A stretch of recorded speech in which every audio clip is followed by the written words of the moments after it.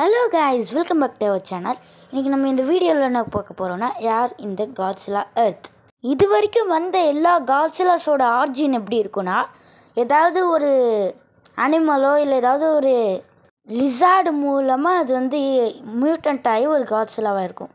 But இந்த Godzilla எர்த்தோட ஆர்ஜினே different. இந்த Godzilla எர்த்தோட origin எப்படி இருக்குன்னா, ஒரு ட்ரீ அதுக்கு ஒரு ஃபீலிங்ஸ் அது உலகத்தை காப்பாற்ற போகிறப்ப ஒரு ஜெய்ஜாண்டிக்கான காட்ஸிலாவை மாறினா எப்படி இருக்குமோ அதுதான் இந்த காட்ஸிலா எர்த்தோட கான்செப்ட். காட்ஸிலா எர்த்தை பேஸ் பண்ணி ஒரு மூவி இருக்குது, டைம் கிடைச்சா செக் பண்ணி பாருங்கள். இது வரைக்கும் ரிலீஸ் ஆன நம்ம பார்த்த காட்ஸிலாஸோட இந்த காட்ஸிலா ரொம்பவே பெருசு, கிட்டத்தட்ட 300 மீட்டர். இப்போ நம்ம பார்க்குற மான்ஸ்டர் vs காட்ஸிலா வெறும் 120 தான். இப்போ பார்க்குறப்ப உங்களுக்கு எவ்வளோ டிஃப்ரென்ஸ் இருக்குது பார்த்தீங்களா. ஆரம்பத்தில் இந்த காட்ஸிலா 100 மீட்டர் நம்ம காட்ஸிலாவோட மீட்டர் தான் இருந்துச்சு. ஹியூமன்ஸ் எல்லாம் அந்த 100 மீட்டர் இருக்க காட்ஸிலாவை சமாளிக்க முடியலன்னு வேறு இடத்துக்கு போயிருப்பாங்க.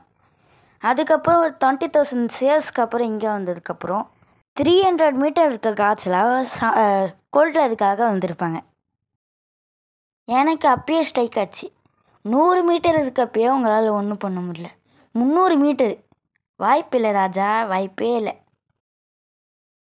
இந்த காட்ஸிலா 1,00,000 மெட்ரிக் டன்ஸ், அதாவது நம்ம லெஜெண்ட்ரி காட்ஸிலாவோட வெயிட்டு தான். ஏன் இவ்வளோ ஜிஜாண்டிக்காக இருக்குல்ல, ஏன் இவ்வளோ வெயிட்டு அது நம்ம காட்ஸிலா அளவுக்கு இருக்குதுன்னு பார்க்கலாமா. இதுக்கு போன்ஸ் இல்லை, வெறும் மசில்ஸ் தான் இந்த காட்ஸிலாக்கு. இப்போ இந்த காட்ஸிலா எர்த்தோட ஸ்ட்ரென்த்தை பற்றி பார்க்கலாம். இந்த காட்ஸிலா எர்த்தோட முக்கியமான ஸ்ட்ரென்த்தே இது ஜைஜாண்டிக்காக பெருசாக இருக்குது, ஒரு மிகப்பெரிய ஸ்ட்ரென்த் அதுக்கு ஏற்படுத்தி தருது. இந்த காட்ஸிலாவை சுற்றி எப்பயுமே ஒரு எலக்ட்ரோ மேக்னெட்டிக் ஃபீல்டு இருந்துக்கிட்டே இருக்கும். அது மட்டும் இல்லாமல் இதை சுற்றி ஒரு பவர்ஃபுல்லான ஷீல்டு இருக்கும்.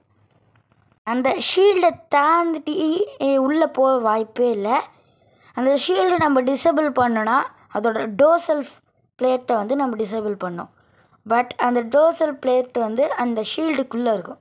ஸோ அவரை தொடவே வாய்ப்பில்லை.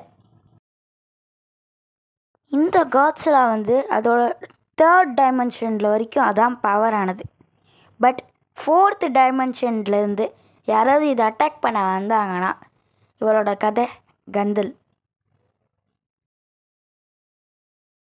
இந்த காட்ஸிலாவோட ஹாபி என்னதுன்னா, மற்ற டைட்டன்ஸ் கூட சண்டை போட்டுக்கிட்டே இருக்குங்க.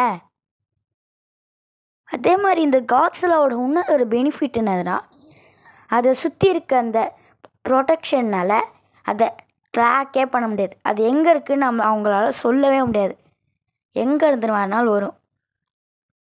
இந்த காட்ஸிலா எர்த்தோட ரொம்ப பெரிய ஸ்ட்ரென்த் என்னதுன்னா அதோட அட்டாமிக் பிரெத். அவங்க ப்ளூ கலரில் லைட்டு போகுதுல்ல, அதுதான் அட்டாமிக் பிரெத். எல்லா காட்ஸிலாஸோட அட்டாமிக் பிரெத் அதோட வாயிலேருந்து வரும். பட் இந்த காட்ஸிலாக்கு மட்டும் கொஞ்சம் டிஃப்ரெண்ட், வாய்க்கு வெளிலேருந்து வரும். இந்த அட்டாமிக் பிரெத் எதனால் நடக்குதுன்னா, அதை சுற்றி இருக்க எலக்ட்ரோ மேக்னெட்டிக் ஃபீல்டை அது ஒரே இடத்துல கான்சென்ட்ரேட் பண்ணி வச்சு அடிக்கும். இது ரொம்பவே பவர்ஃபுல்லானது.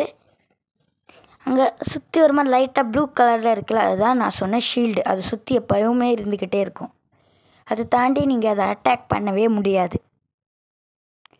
பட் அவரோட ரொம்பவே பெரிய ஸ்ட்ரென்த்து அவருக்கு வீக்னஸ் ஏற்படுத்தி தருது. காட்ஸிலா எர்த்தோட அட்டாமிக் பிரெத்தை அதுக்கே ரிஃப்ளெக்ட் பண்ணி விட்டோன்னு வச்சுக்கோங்க. ரிஃப்ளெக்ட் பண்ணால் அதோட சுற்றி இருக்கலாம் அந்த ஷீல்டு அது டிசபிள் ஆயிரும் கொஞ்சம் நேரத்துக்கு, மறுபடியும் அது வந்துடும். பட் அந்த டைமில் நீங்கள் அதை நீங்கள் கொல்ல முடியாது கண்டிப்பாக. பட் அதை கொஞ்சம் ஹர்ட் பண்ணலாம், கொஞ்சம் அதை காயப்படுத்தலாம். அதனால யாராவது அதை மாதிரி ரிஃப்ளெக்ட் பண்ணாங்கன்னா இவருக்கு ரொம்பவே அதிகமான இன்ஜுரிஸ் ஏற்பட வாய்ப்பு இருக்குது.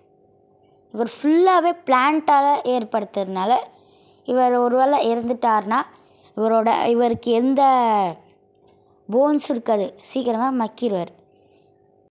பட் இவரை கொல்லவே முடியாது. ஒரு இடத்துல ஹியூமன்ஸ் ஒன்று யோசிப்பாங்க, இவர் மேலே ரொம்பவே அதிகமான ஒரு ரேடியேஷன் ஏற்படுத்தினா இவர் சாகிறதுக்கு வாய்ப்பு இருக்குதுன்னு நினச்சி இவர் மேலே அதிகமான ரேடியேஷனை உள்ளே வந்து அவர் மேலே போடுவாங்க. பட் அதை அவர் இழுத்து நானே தூங்கிட்டு இருந்தேன்.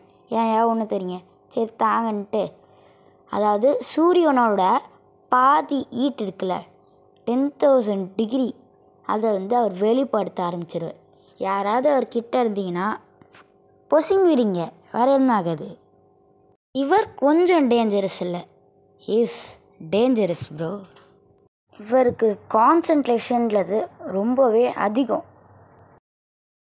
ஒருவேளை 4th டைமென்ஷன்லேருந்து ஏதாவது டைட்டன் இவர் அட்டாக் பண்ண வந்தார்னா இவருக்கு வந்து டிஃபீட் ஆகிற சான்ஸ் வந்து ரொம்ப அதிகம். அதே மாதிரி தான் 4th டைமென்ஷன்றது கிடோரா வந்திருக்கும். அதை எப்படியோ கஷ்டப்பட்டு தான் டிஃபீட் பண்ணியிருப்பார். இன்னும் நிறைய மான்ஸ்டர்ஸ் கண்டதுக்காக நம்ம சேனலை சப்ஸ்கிரைப் பண்ணி அந்த பெல் பட்டனில் ஆளில் போடுங்க.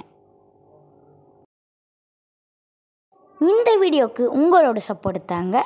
கண்டிப்பாக லைக், ஷேர், கமெண்ட் எல்லாரையும் பண்ணிடுங்க. தேங்க்ஸ் ஃபார் வாட்சிங். இன்னும் நிறைய வீடியோஸோட ஸ்டே டியூன்ட்.